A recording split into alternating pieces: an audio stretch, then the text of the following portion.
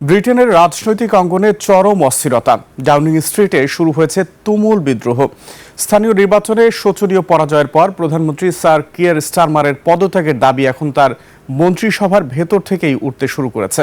স্বরাষ্ট্রমন্ত্রী শাবানা মাহমুদ সহ বেশ কয়েকজন জ্যেষ্ঠ মন্ত্রী স্টারমারকে বিদায়ের সময়সূচি বা টাইম টেবিল ঘোষণার জন্য চাপ দিচ্ছেন।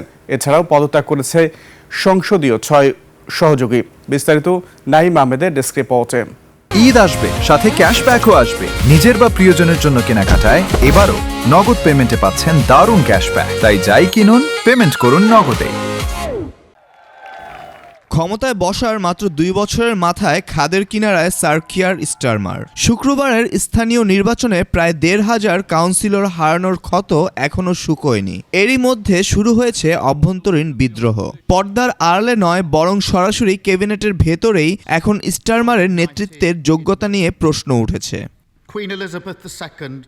জানা গেছে, স্বরাষ্ট্রমন্ত্রী শাবানা মাহমুদ প্রধানমন্ত্রীর উপর চাপ সৃষ্টি করছেন যাতে তিনি দ্রুত তার পদত্যাগের একটি সময়সূচি ঘোষণা করেন। যদিও মন্ত্রিসভার অধিকাংশ সদস্য এখনও স্টারমারের পাশে আছেন, তবে শাবানা মাহমুদের মতো হেভিওয়েট নেত্রীর এই অবস্থান সরকারকে বড় ধরনের বিভক্তির মুখে দাঁড় করিয়ে দিয়েছে। বিদ্রোহের আঁচ লেগেছে সরকারের তৃণমূল স্তরেও। গত 24 ঘন্টায় পদত্যাগ করেছেন 6 জন গুরুত্বপূর্ণ সংসদীয় সহকারী বা পিপিএস। এই সংকটের মূলে রয়েছে নির্বাচনে লেবার পার্টির ভরাডুবি। নাইজেল ফারাজের নেতৃত্বাধীন রিফর্ম ইউকে এবং পরিবেশবাদী গ্রিন পার্টির অভাবনীয় উত্থান লেবার পার্টির জনভিত্তিতে ধস নামিয়েছে। এমনকি ওয়েলস এবং স্কটল্যান্ডেও দলটি তাদের ইতিহাসের সবচেয়ে খারাপ ফলাফল করেছে।